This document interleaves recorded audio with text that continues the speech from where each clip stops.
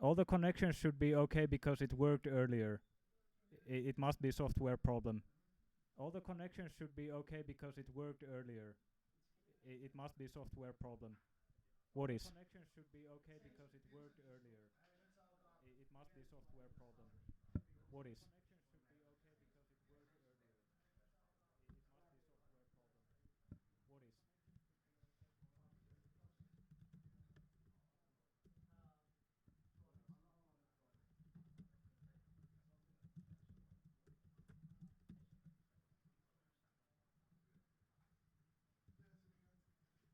is? Oho, sä yritit liittyä.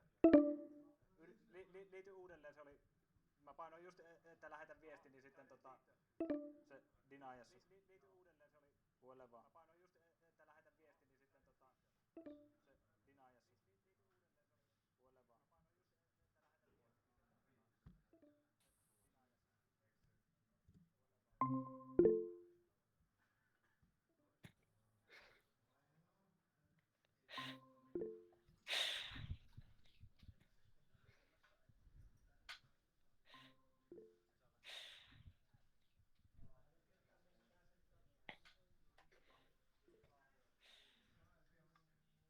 Are we getting any audio?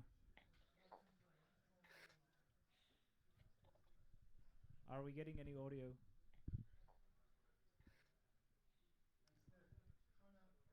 Yritys 1, 2, 3. Kuuluuko mitään, Anna?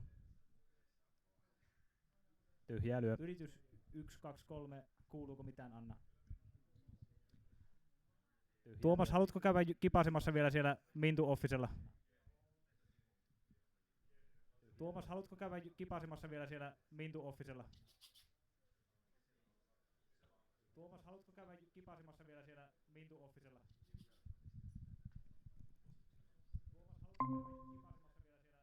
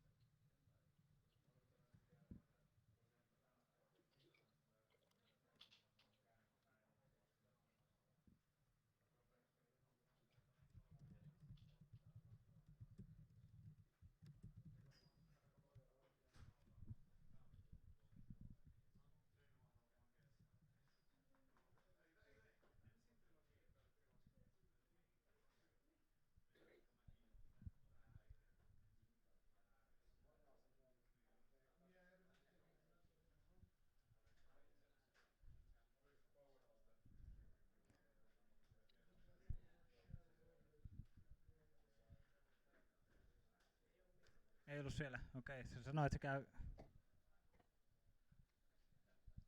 kaupassa ja tulee sitten vielä tätä kautta, mutta... Sanoi, että se käy... Joo. Kaupassa ja tulee sitten vielä tätä kautta, mutta... Joo. Minkäs takia me vaihdettiin se lainta? Minkäs takia me vaihdettiin se lainta? Minkäs takia me vaihdettiin se lainta? Meillä on muuten aika epästabiili tämä yhteys. Mulla tulee vähän väliä tuohon noita ilmoituksia, että lost your network. Meillä on muuten aika epästabiili tämä yhteys. Mulla tulee vähän väliä tuohon noita ilmoituksia, että lost your network.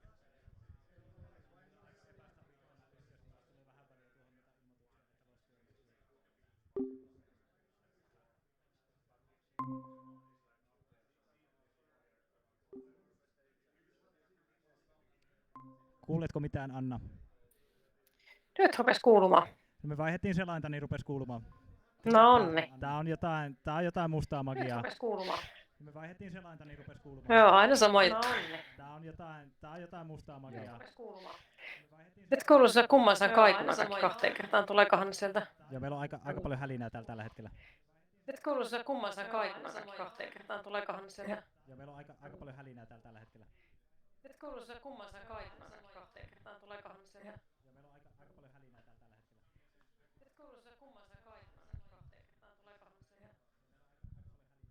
Hyvin luuppato ääni. Hyvin luuppato ääni. Hyvin luupaa toi ääni.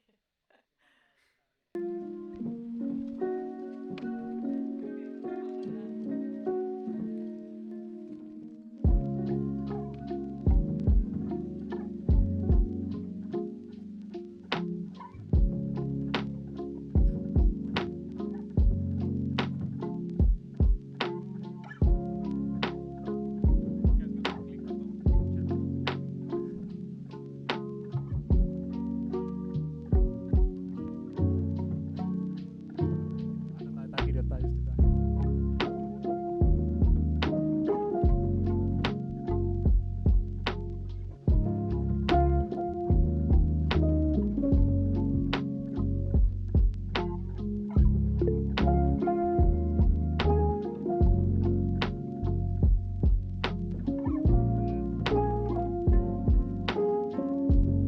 Testaappa.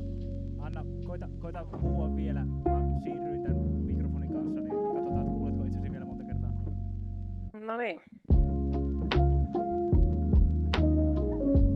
Testing.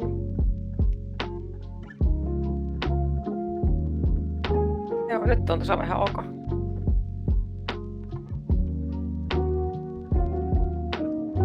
Joo.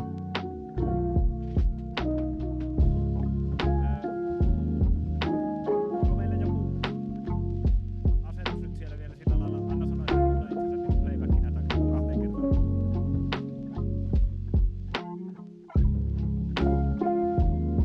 Testatko nyt? Joo, mä testaan. Nyt ei kyllä minusta enää kuulu. Vaikea kuulla. Joo. Onkohan tuossa joku viive? Joo, tää on jatkuvan toi network dropoutti meillä valitettavasti. Okei. Taas kuuluu. Niin, Joo. niin, kuuletko itsesi kahteen kertaan nyt? Nyt mä enää kuule. Okei, loistavaa, no niin hyvä. Joo, se meni pois. Äsken tuli semmonen ihmeellinen niinku luuppi. Kaikki kunnossa, joo. Joo. Olipa Joo, hyvä, sit että no ei äsken mitään. oli- Hei, 2 minuuttia aikaa vielä ottaa rennosti. Joo.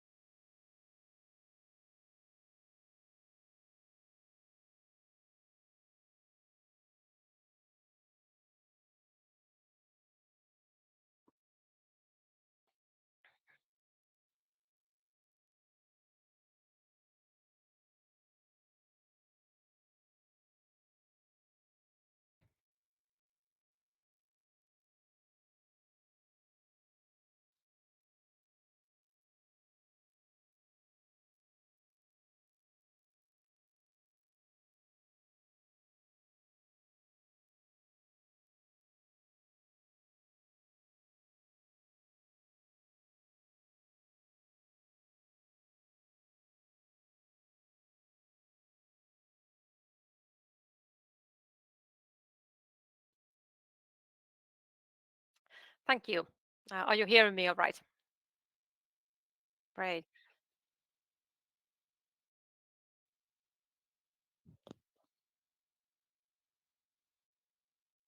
Yeah.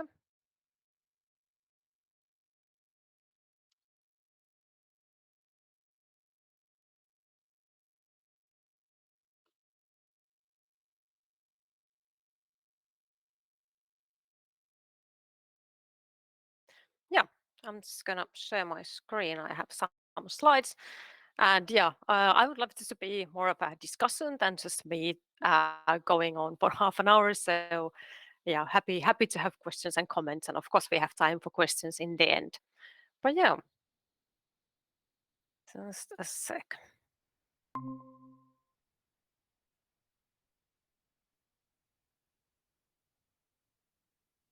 So can you see my presentation?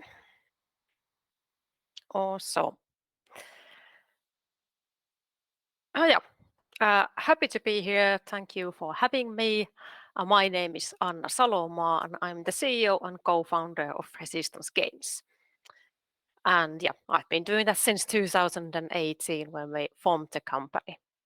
And my background is business development. I have been in gaming business around 10 years in different positions, but always something to do with business.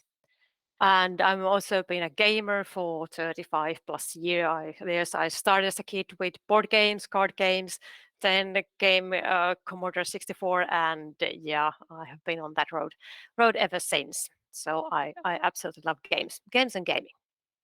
And my background is actually in humanistic studies. I'm a teacher originally, but then I realized that games are my true calling, and I went into gaming business. I'm also a professional project manager.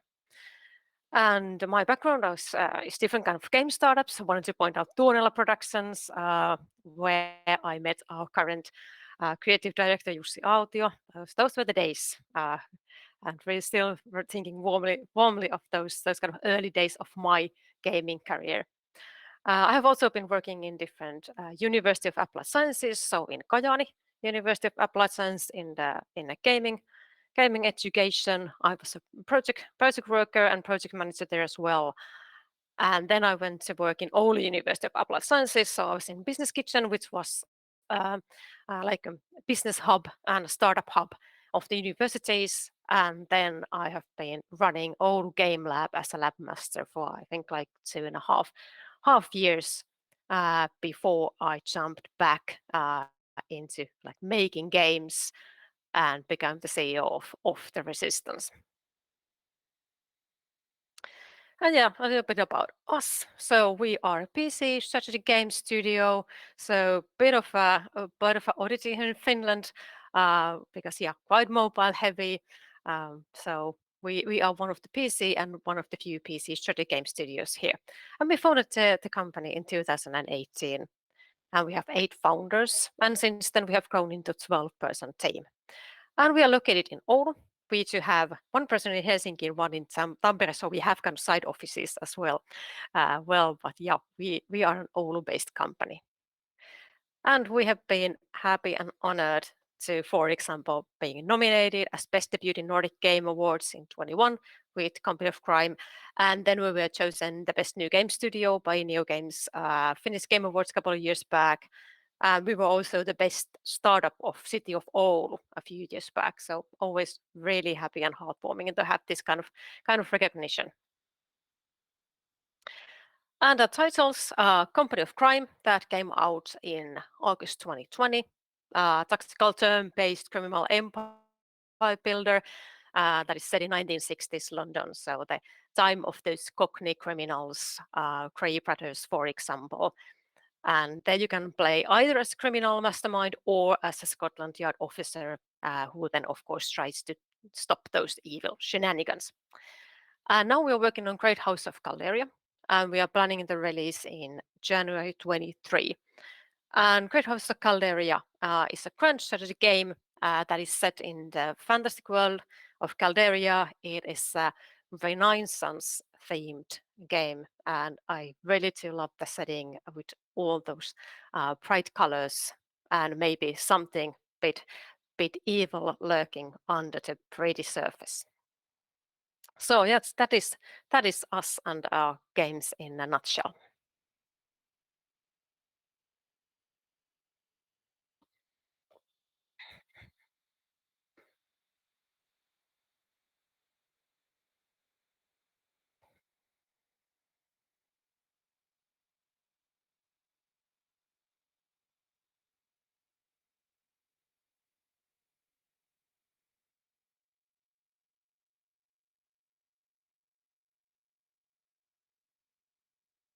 Yeah, that's a really good question. I was gonna give kind of what why did we get here? Because yeah, it's a really valid question. There are obvious a lot of games, a lot of genres. You need to pick something up. So why we choose strategy and why PC? And we think it's actually a really good marketplace, a very good position to be in. Strategy games are a global niche. There is a huge niche, obviously, really old one, like civilization has been going on for decades. It has quite clearly a set audience. You know who they are, where to find them, how to kind of communicate with them, and still there's enough room to build a really sustainable and growing business. And the market is not as saturated as maybe some others are. So our competitors per genre may be accounted only in hundreds. So you can actually go and check them out, which is of course a really good competitive edge. That being said, there's like no need to get too comfortable. It's of course huge competition, a lot of games out there, a lot of amazing games out there. So I'm definitely not saying this is easy in any way. And of course, it's always this situation being a small studio versus the really big ones, those who are very like revered and have a lot of resources. But that's the case pretty much always and in all genres. Uh, I also think that the strategy gamers are an amazing audience. Well, all the gamers gamers are amazing. Um, they are really loyal. This has been researched that if you like strategy games, you are very likely to keep on playing them like through the years. So if you like them, let's say in your early 20s, you probably just continue playing them still in your 40s and further from that. So if you successfully build a community and following, those people may be following you for decades. So it's really a nice thing. And the community is really great. People are really very kind of let's say that they put in a lot of thought and they love to give feedback. They're really invested in the games, which of course then raises the bar for us because strategy game players, they know what they want and they are not afraid to tell if you are not delivering what they wanted. So really amazing community to talk with. And of course, we love the games. Sorry, games. I think kind of deep down, we would love to be able to bring the same experiences to gamers that we got ourselves. Kind of let the good things go on. So amazing games. And of course, it's really important to know your genre, know what makes things work, what might be kind of not problems, but maybe just kind of issues which you would like to fix or something that you would like to try that, okay, this has been like this for quite a while. Let's try a little bit different approach. So bringing kind of a new twist has always been our idea. Like in Company of Crime, we wanted to make XCOM styled battles with melee. So now melee fights, like hitting someone with a chair and punching someone, is just as cool and strategic than shooting in XCOM. Or in Great House Calderia, we want to bring a bit more mid-core friendly approach to grand strategy. Grand strategy is known for those really hardcore titles. They are amazing. They have a lot of fans, but there are also a lot of people who feel that they are a bit much. So we would love to tap into that audience base who think that maybe the hardcore is a bit too hardcore and want a little bit kind of more mid-core friendly approach to it. So yeah, that's why we are here.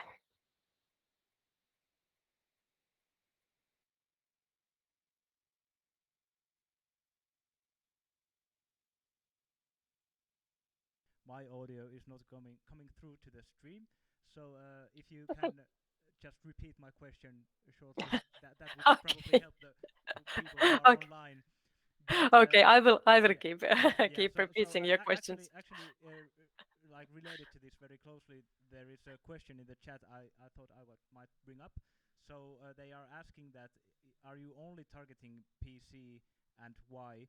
And are there any other relevant platforms outside Steam or Epic?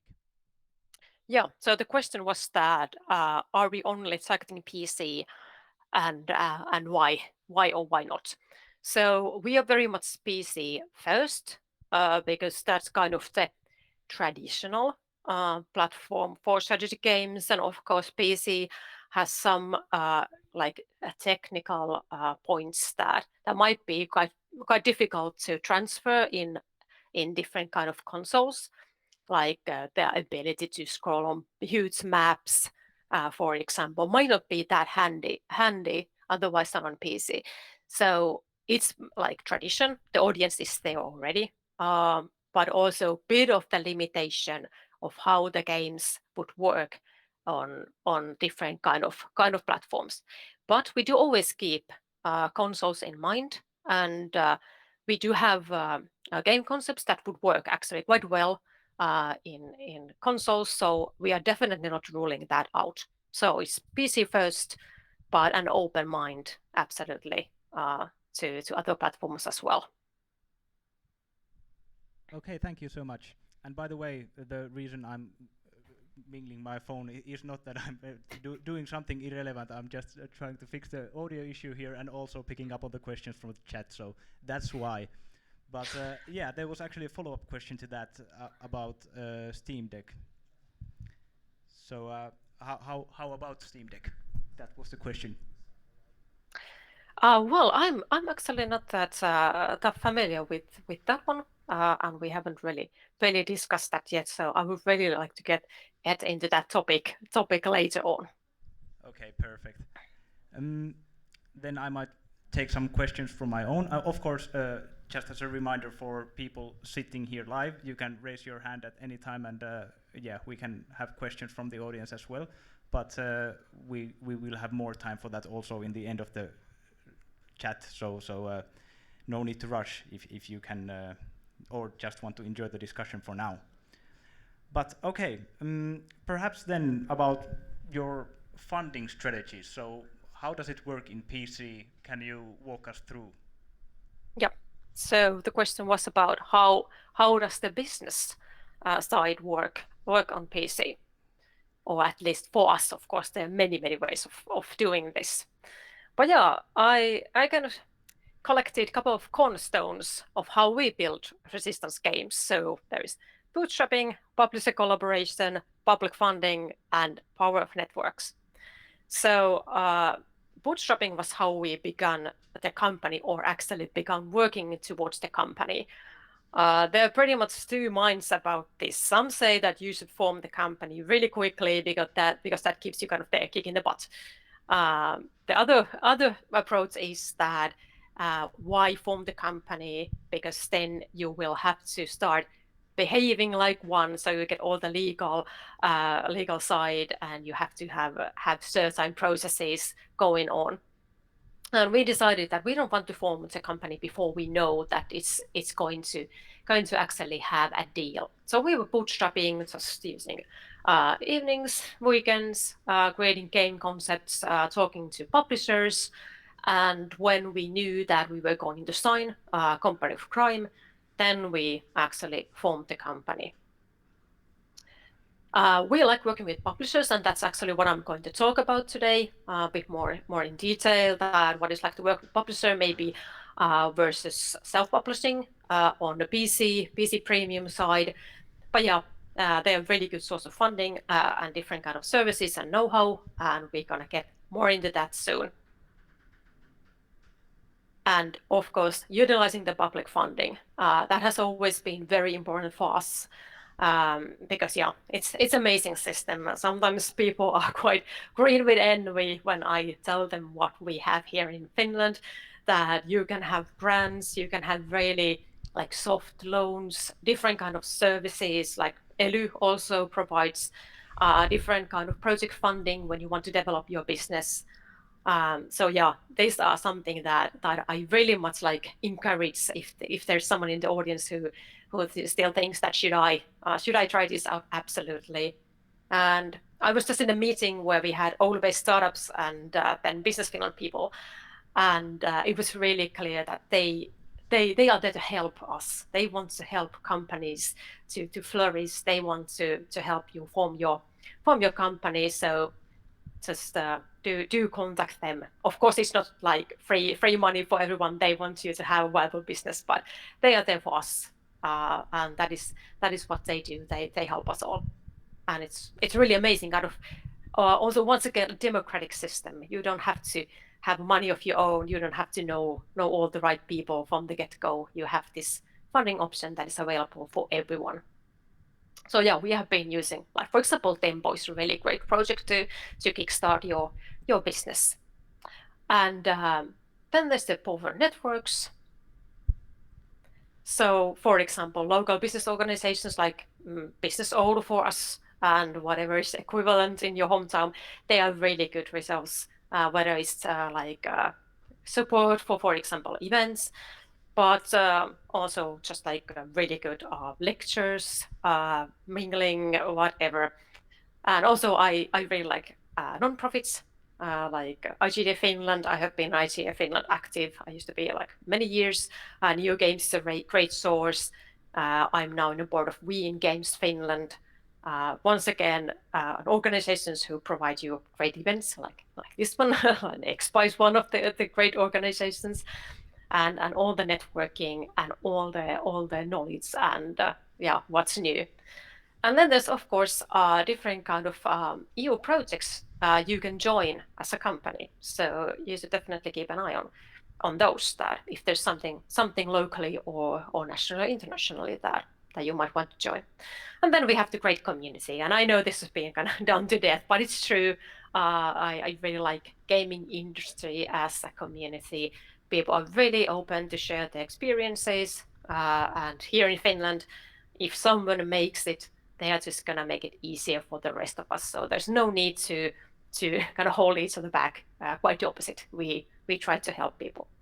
And yeah, of course, what is not here, we have had some investments. So talking to investors is of course because really good way also in PC premium business to fund like what you're doing.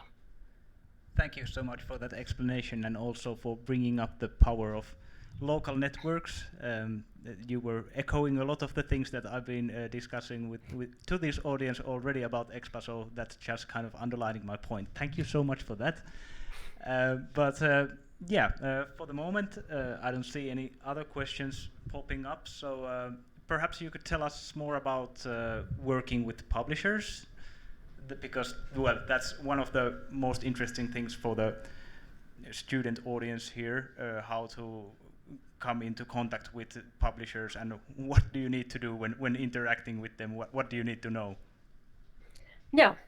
So yeah, now I'm getting into the part of how it's like to work with publishers, and they are quite integral part of PC premium business, but of course like also in mobile. So I think a lot of what I'm going to say is applicable for every kind of publisher collaboration, but some things of course are more PC things. But yeah, so I have kind of two sides. So why work with publishers, and then the kind of on the other hand, and then I'm gonna talk about self-publishing versus working with publishers. So we have been using publishers for both of our titles, and there's a lot of experience in our company on working with publishers, and I do like it a lot. What I really like about publishers is that the business is their expertise. Like you're expert of game development, and it's sometimes really nice to be just that and have the publisher to be the expert of the commercial side and kind of what is going on the field.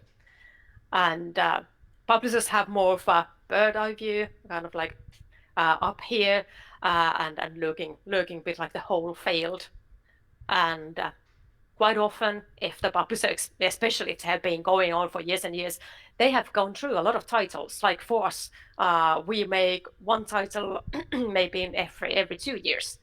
But a publisher may have like 5, 6, 10, whatever, how many titles released every year. So they have kind of accumulated experience that the developer maybe doesn't have or takes a lot more time to get. So I really like that expertise there. And they also kind of a way to kind of test also your business idea, test your game concept.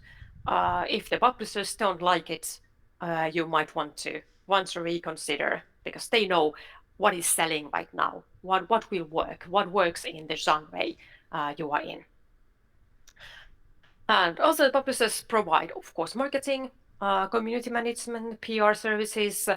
That is a huge help, especially if you are a bit of a smaller studio. You don't have to worry about that. Naturally, you, developer, are the kind of expert of the game, and the publisher wants the developer to be talking with the community. But it's still a totally different thing to get in there and talk to people versus being the one who has to like plan and strategize and execute all of that thing. And publisher also has already all the connections. You don't have to go checking that who's the best influencer, or you don't have to go there and kind of tendering between PR agencies. They will take care of that. So it's a huge help. And once again, they have the accumulated knowledge that what kind of community to build, what are the things that your community would probably like. So really valuable service, not just money wise, but also time wise and the expertise wise. Also, if you're lucky, and you should choose the right publisher, the one who really loves your game. And it's really nice to have someone kind of on your side. You're working together. You want to bring this amazing game into life, and they love it just as much as you do. But then also they are a bit outside. They are not in the day-to-day development, and I think it's a really good thing to have someone coming there a little bit from the outside and spar you and ask you all the questions like, why are you doing this? Why this? Why not that? Because yeah, sometimes you kind of don't see the problems that are right in front of you. So the publisher is your kind of best supporter and the best sparring partner you can have. So I really like that. And then of course it's the financing, and this isn't necessary. Sometimes you don't co-finance. Sometimes you co-finance. Sometimes the publisher is the whole financer. But anyway, they will have skin in the game if they have put like literally if they put their money into that. And it's really nice to have someone who has exactly the same goal as you do. We want to make this game amazing, so that it will find its audience, and we get a lot of happy players for the game. So yeah, that being said, there is of course the other side of everything. And if you work with a publisher, it is sort of a marriage. Hopefully you will be working for a long time with them for years and years to come. So kind of choose your partner wisely, and they will also choose you wisely that you are together, and you need to find a combination where you are really kind of bringing the best out of each other, and you share the values and the vision, work culture, so forth. But even when it's like the best possible situation, you are still in the same boat, both with someone. So it is bit of a marriage. And like was asked before, that how to find publishers and so forth. Yeah, if you want to have a publisher, now you are entering like B2B sales. So if creating a game and sending it to the audience is B2C, now you have the whole B2B track there, and it requires resources and processes. You need to like find the publishers, you need to do your research, who is the best publisher candidate, who should you approach, where do you find them. Then you need to make the deck or decks, all the materials, all the groundwork. Then you get into events or contact the publishers.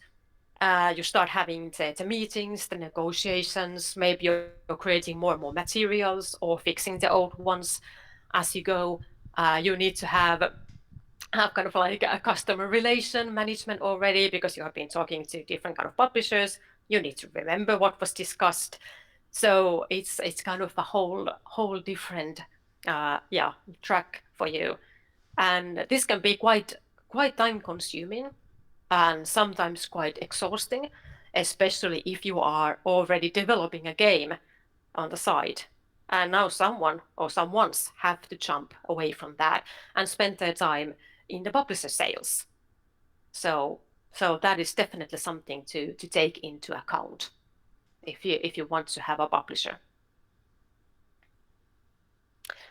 And yeah, publishers are not non-profits. They want to make money just as you do. So yeah, there's revenue share and probably recouping. So yeah, you will have to deal with that. Of course, as it's best, it's totally worth it. We often discuss that 100% of zero is zero. It's definitely worth to share the profit with someone who helps you to make the profit. But still, it's there. And for example, recouping might vary a lot. I sometimes get questioned that what is the typical deal here? And the answer is there is no typical deal. It depends on many things. For example, how much money will you bring into table? Are you co-financing? Are they financing it all? What is the percentages of that? Do you need all of their services? Do you have something already in-house? Might depend somewhat on your position when you're negotiating. If you have an amazing track record, then you may be able to tweak these numbers a little bit. Or if you have competitive publishers competing over you, it's a really nice position to be in. But for example, if you happen to be maybe a smaller size studio making their first game, there might be a bit of a, let's say, not so much leeway for you to start twisting the arm that yeah, I want this and this revenue share. But obviously, the publishers don't and they shouldn't want you to be in trouble. They want you to flourish as well, because they need the developer to be also happy and stable and making this amazing game. And for example, recouping, I have heard anything for any kind of percentages tilted towards the developer or the publisher, or something like 3 times the investment before there is a revenue share. So anything can happen. And that, of course, is a big requirement for the developers, that they will have to think about like what is the deal we want, what is the deal we will be happy with, and so forth. Thank you so much. Just a one point. Yeah, okay. Yeah, one more point. Probably you're going to ask about this, but Yeah. I just want to also add that the legal side, of course, comes with this. So if you have revenue share recouping, you have a contract, and sometimes the legal side can be quite time consuming and requires help and requires some nerves as well, that you are reading lots of text that is quite complicated. It's law text. probably you are not a native English speaker, perhaps the publisher isn't either, so you have a bit of like, what does this actually mean kind of situation. So lawyering up is really important here. But yeah, it's going to take time. And of course, then you discuss about ownership of the IP, what are you going to do about the game sequels, and that sort of things. That was very eye-opening. There was one question related Yeah. to your well, the plus sides here. So you talked about community building and community management. Is it so that you have kind of outsourced that to the publisher fully, or do you do that yourself? Yeah, for example, in the case of Great House of Calderia, the publisher is taking care of that. So they have been setting up everything. For example, we have a Discord server, and they have set it up, and they are the ones who run it, the marketing team. They bring the content and are the kind of the main and first contact point for the community. But naturally, the developers know the game best, and kind of we have the most in-depth knowledge of it. So definitely we are also active there, and talk to the people there and answer questions, and we try to be as much present as possible. But it's really helpful when someone else is running it and you just jump in when you're needed, or when it's really like the convenient time for you.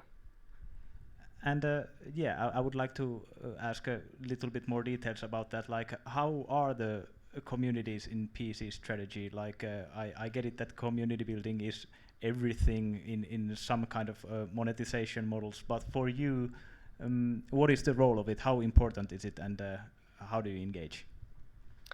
I think it's very, very important. Um, Kind of the best way to start, uh, of course, developing the game together, showing your ideas really early on, getting the feedback really early on from the gamers. Like I said, that strategy game players are usually quite dedicated. They know the genre, they know what they want, and they really like to engage. So I think it's really vital to put your idea and your game out there as soon as possible to get the feedback, even if you don't have much to show. So I think that is very, very important. And of course, you want the evangelists, those who are going to go all around social media, telling their friends that hey, come check this out. That is really, really vital as well. So yeah, absolutely. And then of course you would like to build a community that you can then cross promote. Uh, if and when you have another title, you hopefully can tap into the existing fan base, and they're like, okay, you liked our game X, you should come and check this one out. So yeah, I think it's an absolute necessity to have a great community and kind of vibrant community. Yes, and there's also a follow-up question that was related to like how often you make updates, publish updates to your games, and I think we could link that to a more a grander scheme of like audience expectations, and perhaps how reactive are you regarding your fan community. So are you taking ideas and suggestions from there, and perhaps like how do you try to meet those expectations? Is it as agile on PC as it is on mobile? Yeah, so there was a question about like how much and how often Mm. we do and can listen and adhere to the request of our players. So um, of course, I think it's not that agile, and depends a little bit what kind of strategy game you're making. But often, as it's quite a heavy and systemic simulation sort of game, it's not easy to make big changes. Of course, small tweaks you can make, and sometimes those can make all the difference. That for example, players want to be able to change something, have a little bit interaction with your game, and maybe you can like grant that wish, and everybody's really, really happy. And we do try to answer to their requests. It's not always possible, and of course we will have to think ahead that if we are already doing something and somebody asks something, we can just derail, of course, and say, okay, yeah, let's do this instead. So we have to keep the production going most of the time as planned. So I don't think there's kind of an easy answer to that. We do our best, but of course, yeah, we have to be realistic that what is possible, and of course, the players or players to be, they don't have the visibility of the whole development cycle. So sometimes we will have to just ignore the request, at least for the time being, and circle back to that. And quite often it happens that people ask for something we already know is coming. And sometimes we can say that it's coming, and sometimes we want to keep it a little bit of a secret still and be a bit quiet and maybe just hint a little bit like, yeah, it might happen. You never know. Never know. So yeah, it's kind of multifaceted thing. Yeah, obviously. Yeah, thanks for elaborating. Um, Perhaps at this point we should we have some 10 minutes left still. So could you perhaps summarize some of the most important learnings over the Yeah, years? You've been 5 years in the business now and survived one pandemic. So what yeah, have you picked up? yeah. I actually had something about the self-publishing, but I can Ah, maybe be okay. a bit quicker because if you only have like 10 minutes, 10 minutes left. But yeah, definitely. So something about self-publishing side, and then of course those Yeah, learnings sure. because yeah, uh, we use publishers, but of course there's always a talk that, but what about self-publishing? And we also very interested in that as well, and it's quite enticing, but yeah, kind of the pros and cons are now reversed. So it's all in your court. The ball is in your court all the time. It's all you, which is absolutely great thing in the sense that you don't have to discuss revenue share with anyone or recouping or anything like that unless you have a project investor. But that's another story. But let's say you have all the money, so it's just you, and that might be really handy, especially in the very beginning, when usually there's the recouping if you work with the publisher. So even if the game doesn't become a huge hit, you still get some kind of revenue that might be enough for you to live for another day. And of course, you are avoiding all that legal discussion hassle about the contracts, which can be a huge time saver and an energy saver for you. And then it's your house, your rules. You don't discuss with anyone about uh, production or milestones, or you don't report to anyone. You don't answer to anyone. Release date is what you want it to be. Game price is what you want it to be. Yeah, you are the boss of everything, and you don't have to negotiate.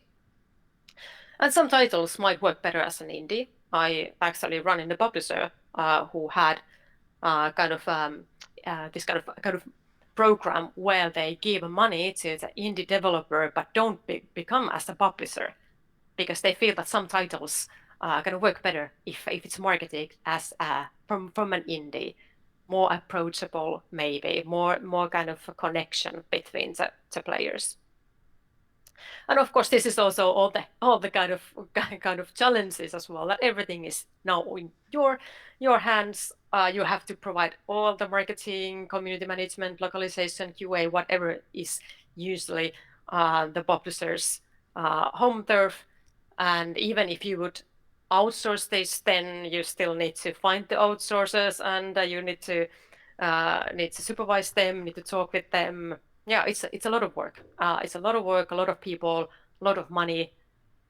So yeah, and of course you are now the expert of the market as well, an up-to-date expert.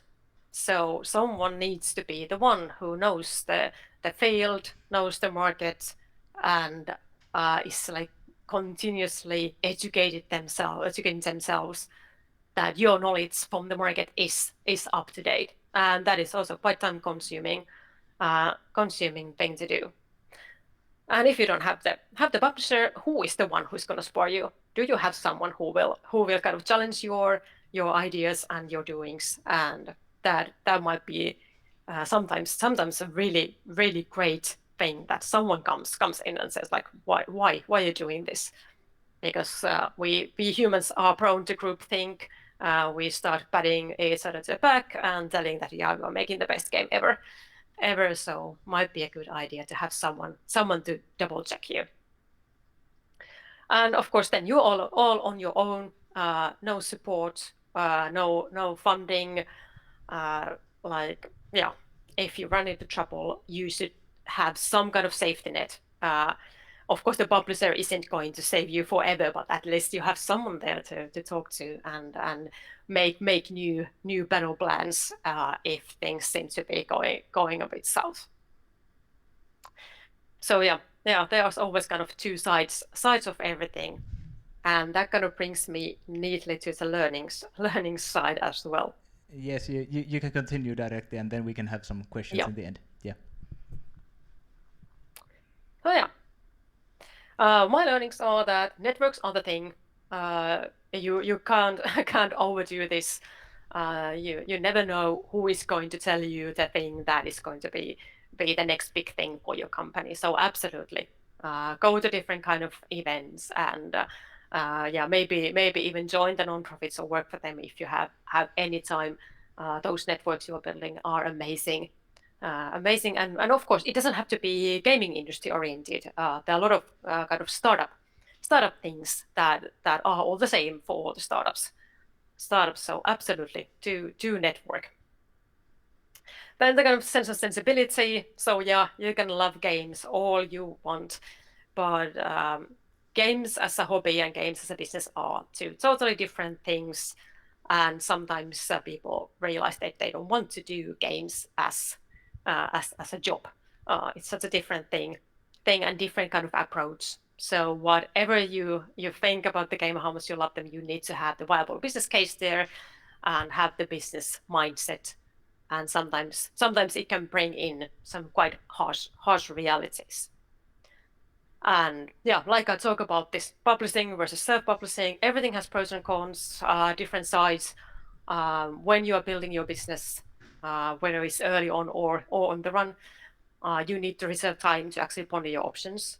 The thing you don't want to be in is to be your back against the wall, making ad hoc decisions, kind of panicking, because yeah, you will have to really consider that what is best for you.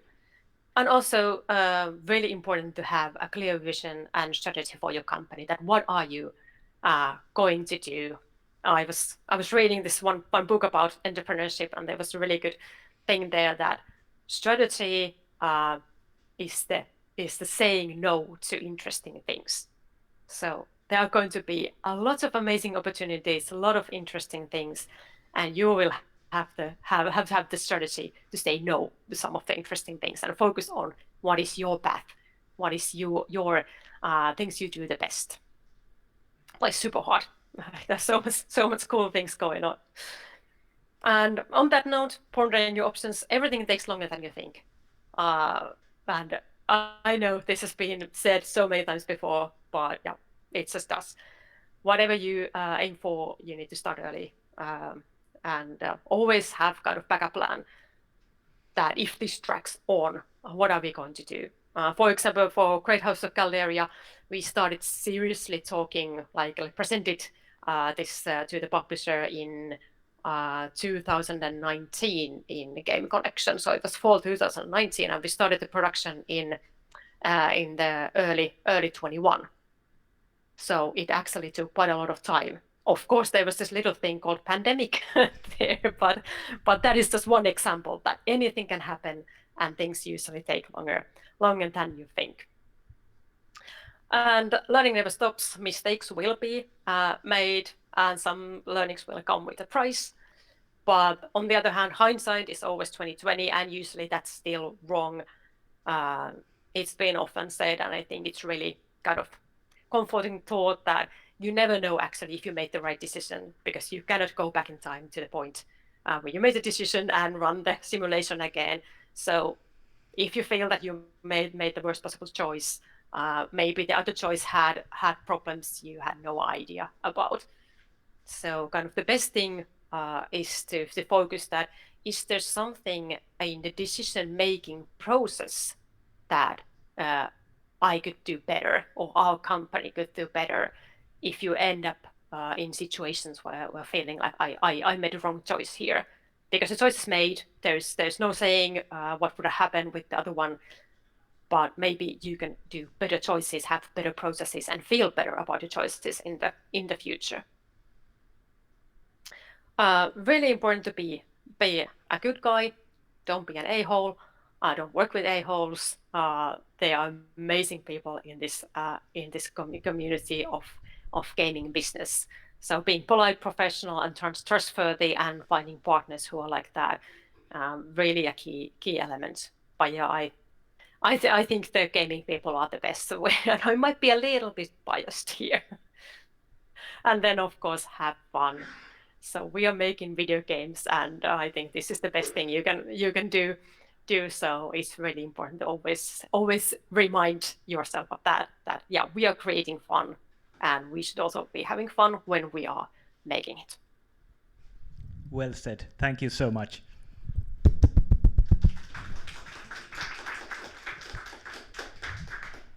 Yes, I believe we have time for a couple of questions. Anna needs to run for another meeting soon after this.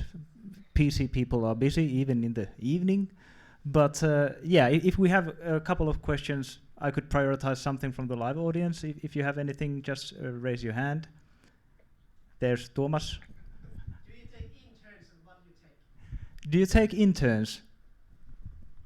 So yeah, once again repeating the question. So do we no take need actually anymore. Oh, so you can okay, good. yeah, Cool. that fixed. Yeah, we sometimes do. So we have had interns. We do like having interns.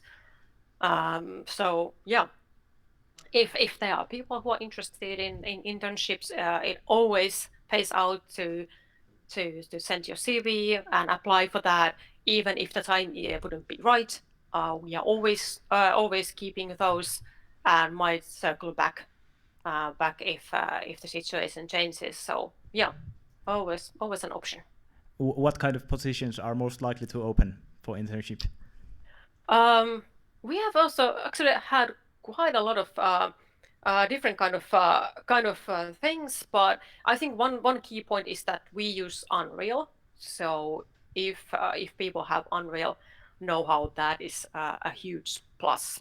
But we have had designers, we have had code, we have had marketing, artists. So pretty much anything goes if the time is right, and the applicant, we can really feel that they really want to do this and have passion for charity games. So yeah, it doesn't really matter what is the field. Okay, thank you so much. One last specific question from the chat.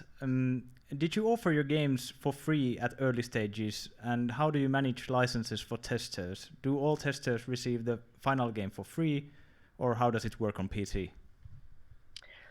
So we do not give the game for free in pretty much any point. Of course, there are sometimes there will be expectations like gifts or prizes or so forth, but usually no, not at all. It's purely premium. We are doing early access with Great House of Calderia, which is like reduced price, but still it's always with a price. And when we do testing, it's mostly kind of closed, created testing sessions when we have a different test build that the testers get to play. That is usually just really created and checked out that they get to play that. And we find our testers, for example, from the Discord server we have, or in social media. So there's going to be a request that, hey, do you want to come and test? And then we will have a test session. So that's how we do it. Thank you for explaining that. I believe this concludes our time with you, Anna.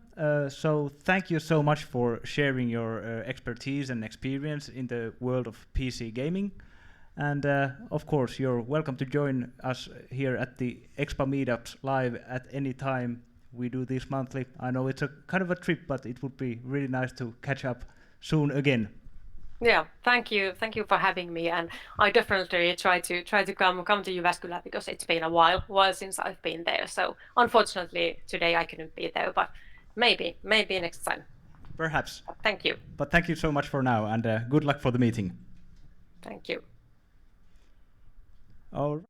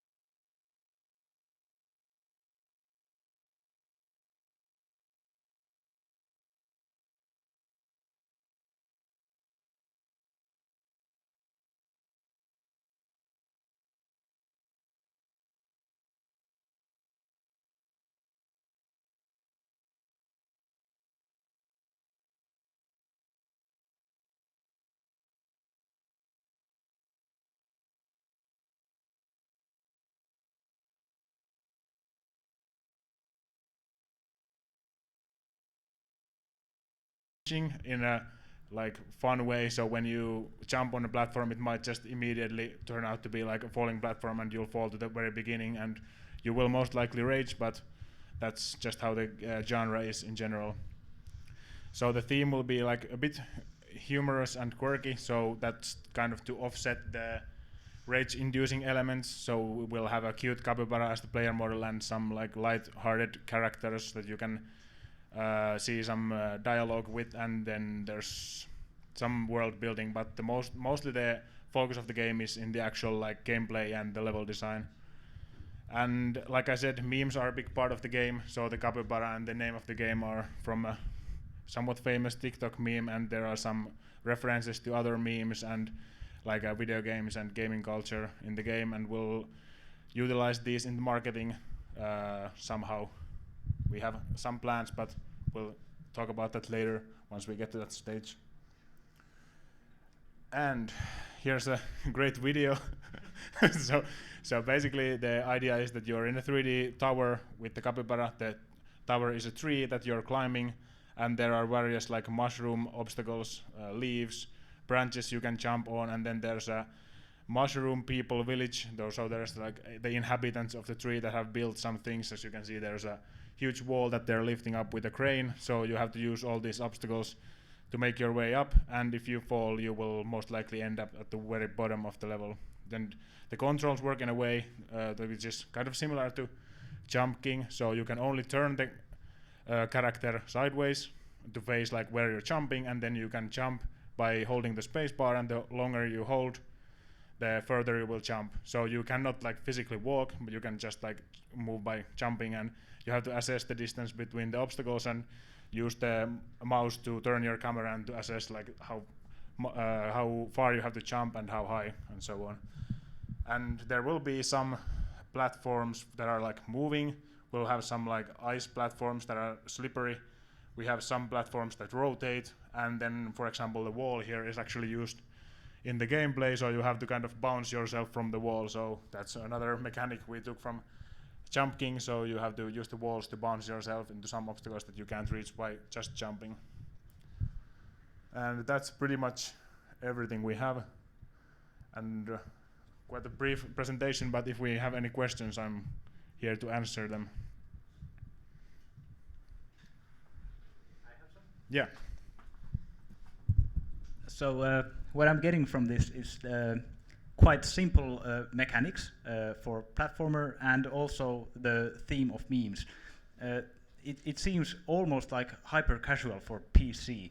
Were you inspired by the idea of making like fast progress in development and entering the market like hyper casual style, or was it just like too fun to make a game about memes?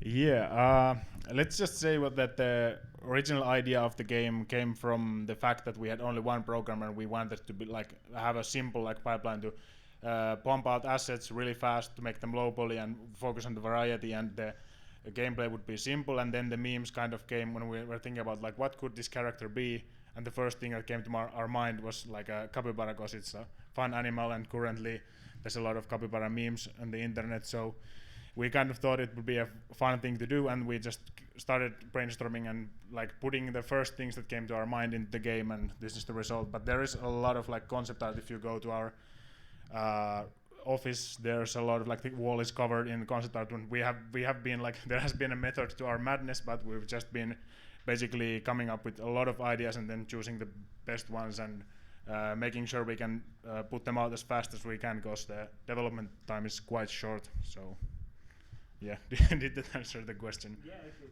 Yeah. Any other questions?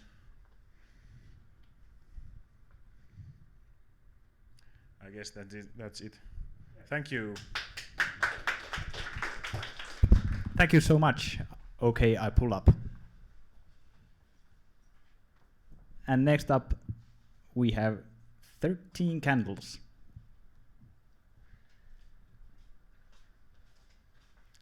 Welcome to the stage. Thank you. So, hello. My name is Juho Halonen. I'm the programmer as well as the tester, and I'm here with Mira Oja, who was the audio designer and is also going to be handling the marketing and publishing side of the game. So yes, our game is called 13 Candles. It is supposed to be a 3D story-based horror. Essentially, you're playing as a girl named Sarah who wakes up in this abandoned hospital. It's going to be very dark, and the only thing to light her way are various candles in the levels, so that she can... So, I apologize for the slight scoff nature of this. I kind of didn't expect to be on camera. Hello. But yeah, we're basically planning for the game to just include 4 levels. It's basically a nightmare world based that is kind of like a hospital. We're mainly banking on atmosphere and the story. It's going to be quite challenging, and we're intending the game to have a lot of tension for the player, so there's not going to be just some cheap jump scares. We want to build the tension and the terror for the players. Oh, this was supposed to be the video, but again, since they switched over to the PDF, we can't show anything of the game. Mira would like to mention something about the audio design for the game. So, hello. I want to talk what my aim for the audio design is, because I feel that it's one of the most important parts of the horror game. So I want to make pretty simple ambience in the background and just to get the tension for the player. And there might be things like falling suddenly and just kind of weird things happening in the level.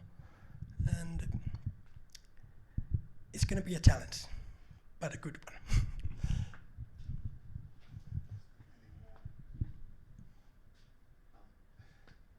Yeah, the slideshow would basically end there. Yeah. Do you have any questions or comments?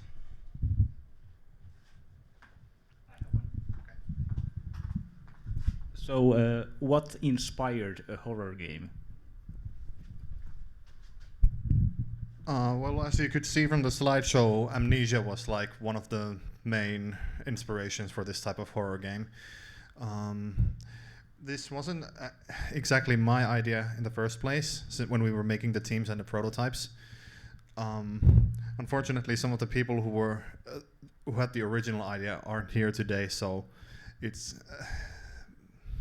I think they would have been better to tell about the idea for this, but yeah, I still think it's an interesting take on the genre at the very least. And perhaps a follow-up question, kind of related to a specific theme. And I know you are technical people, so you perhaps haven't thought about this so much. But anyway, entering the market with this type of game, what would be your strategy? Admittedly, I'm not quite certain myself. We hope that it's at least I'm hoping that the story is a little more unique, something that you don't quite see in other games. I think that's going to be our selling point.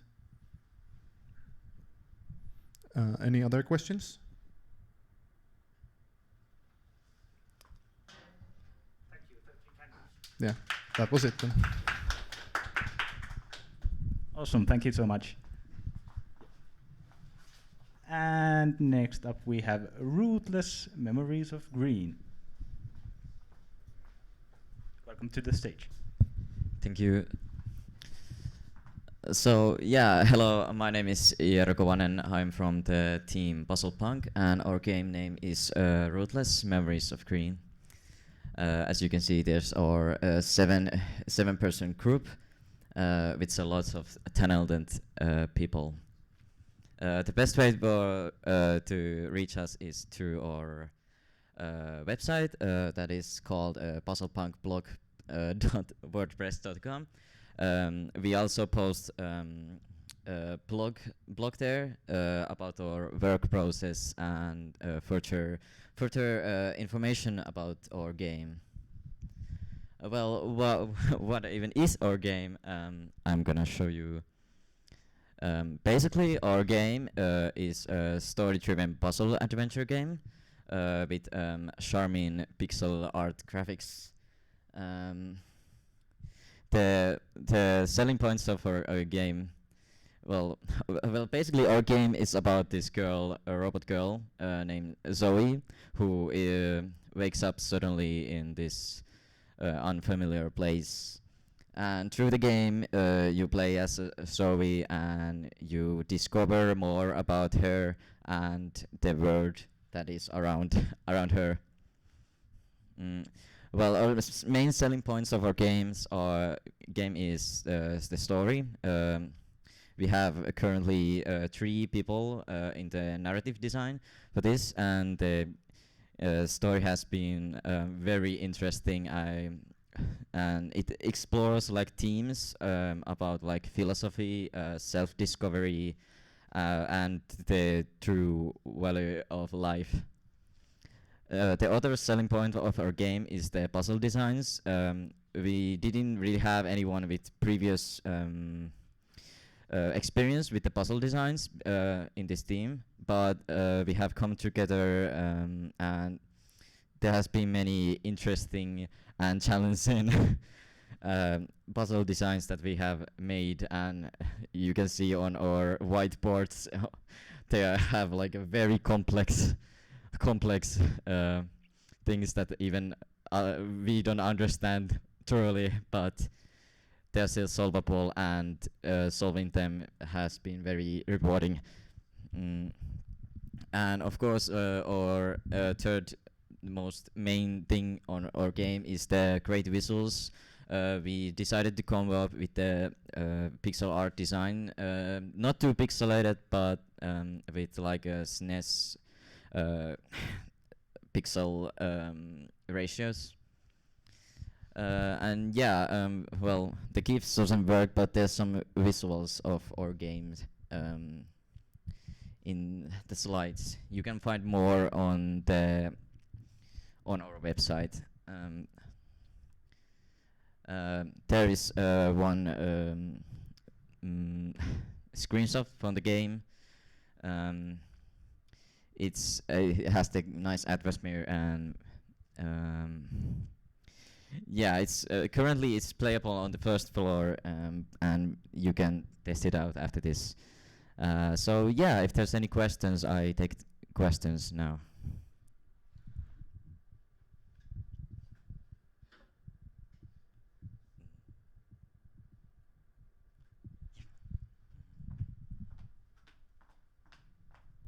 Yeah, so it seemed that your team was quite big for this game, and I unfortunately didn't catch up everyone, what were the roles.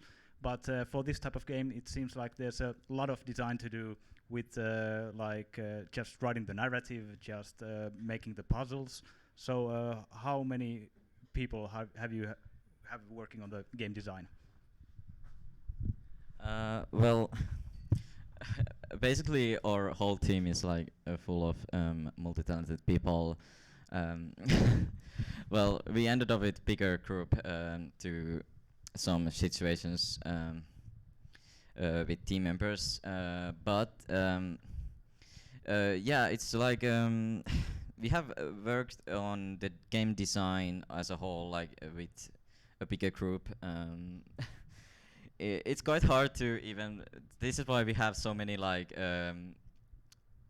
different titles for our designers and or developers, because some of them like work with many things at the same time. But yeah, I don't know if that's answered the question, but yeah.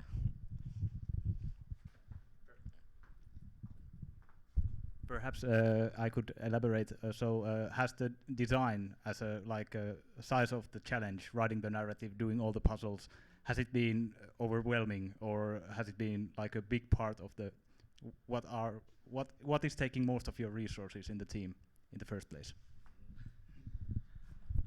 I don't know if I'm the best one to answer this question. So if there's anyone from my group.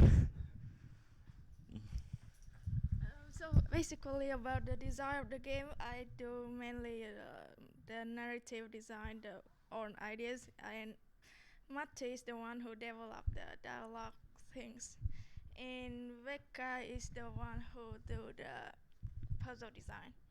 So yeah, we work as a team like that. Yeah, but multiple designers anyway, basically for Yeah. different tasks. Yeah. Yeah, okay. Yeah. Thank you. I hope this Yeah. answer your question. Thank you so much. Are there any other questions for the team? If not, then we can continue. Thank you so much.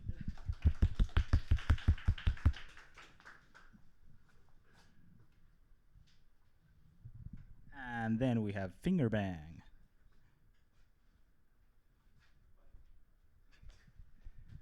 Okay, at least one member of the team is up. Thank you for coming. Thank you, thank you. All right, so my name's Peter Hakanen, and I'm the tech side product owner of our project. We have actually two product owners, unlike every other team present here today, because we wanted to both practice the role, essentially. So Alexi is our art side product owner, and then Anton is our Scrum Master. And as can be seen on the slide there, we actually do have multiple roles for everyone. And even though it only lists 3 people as a designer here, we more or less each, every single one of us, the 5 people on our team, contribute to the overall design of the game. So basically that designer role applies to everyone, more or less. But my primary role, besides the product ownering, is being a designer, implementer, and a part-time programmer.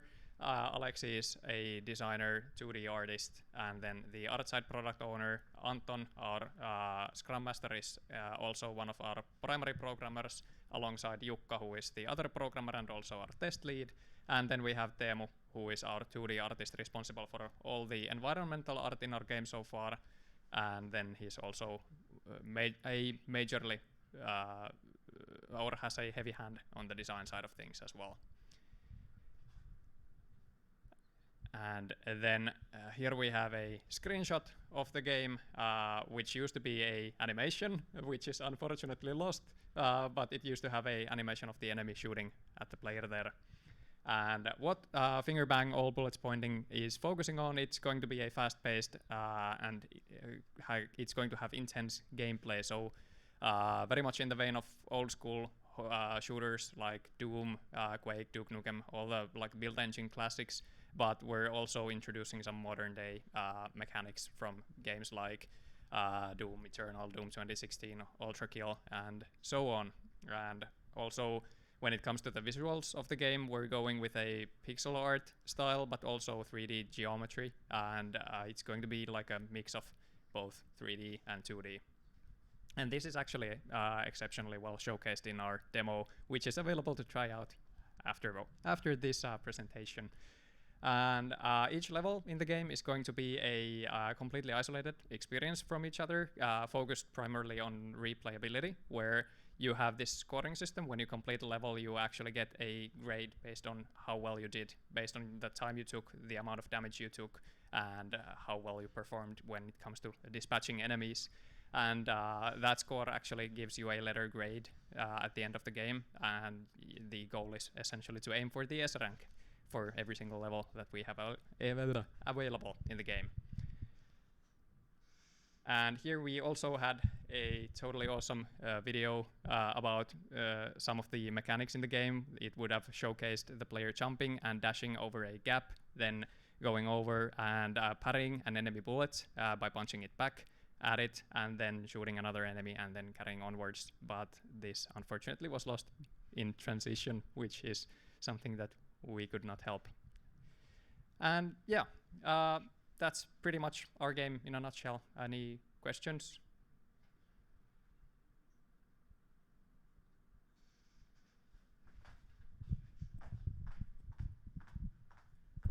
Yeah, so I'm going to ask you the same things as everyone else. A good pitch, by the way, despite you not having the video, kind of made it clear what the game is about.